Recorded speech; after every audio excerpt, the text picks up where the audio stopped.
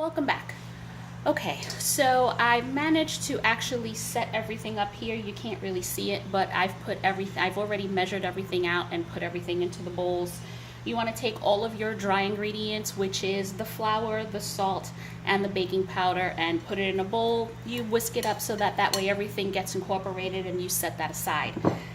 Now on to the wet ingredients. I have the 2 sticks of butter, which are already in the pan. You have 1 1/4 cup of regular sugar. You have 1 1/4 cup of brown sugar.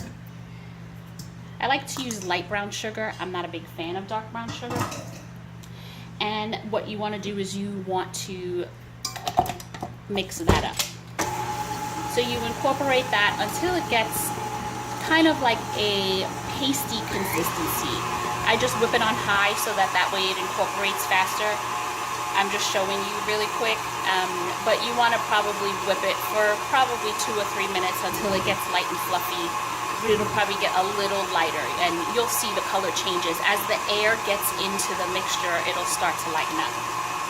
Once that all incorporates, you want to add your eggs. So you have all 3 eggs.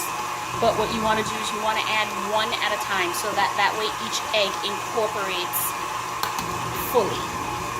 So you add in 1 egg and just let it go for about a minute or so, and then you can actually crack the other eggs and put them in as well. After you put the eggs in, you want to scrape down the sides of the bowl, because as it whips, the ingredients tend to kind of fan out into the sides. So you just want to scrape it down so everything gets incorporated. So we'll incorporate that last egg and let it mix, and then I'm going to turn it off, and I'll be able to show you what it looks like as far as the incorporation. Oh, pardon me, sorry. Alright, turn it off. You scrape the sides of the bowl.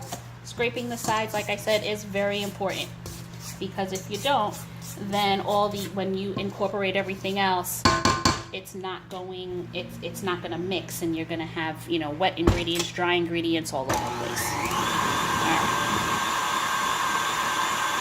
Now you do that. I whip it on high so it gets all incorporated. Yeah, actually, I'll show you what it looks like. Just a couple of minutes. Alright. Sorry if I'm out of focus. This is my first time, so bear with me. Okay. Then once all of that is incorporated, then I like to add in my peanut butter, which of course I've already put into the measuring cup already. So I scoop it all out. I use a spatula, of course. It just makes it easier to get out. So that way you're not constantly using a regular spoon trying to get everything out.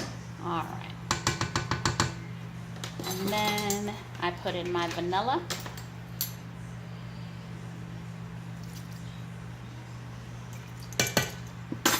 And we are going to mix that up again.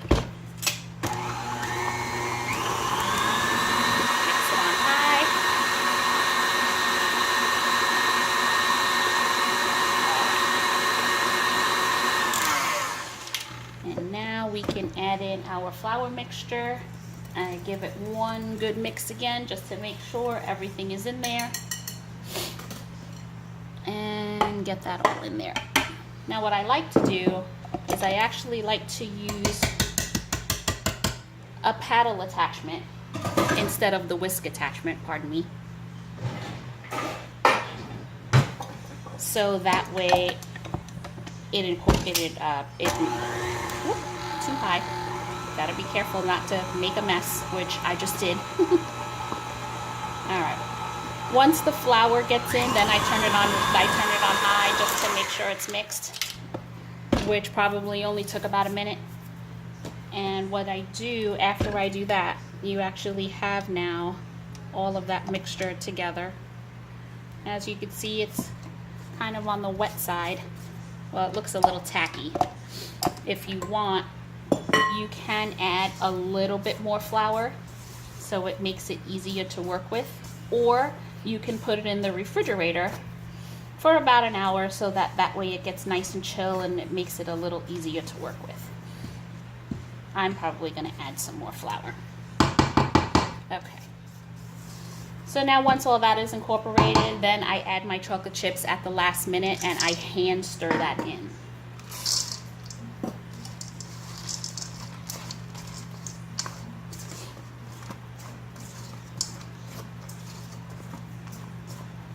All right. And there you have it. There's your mix.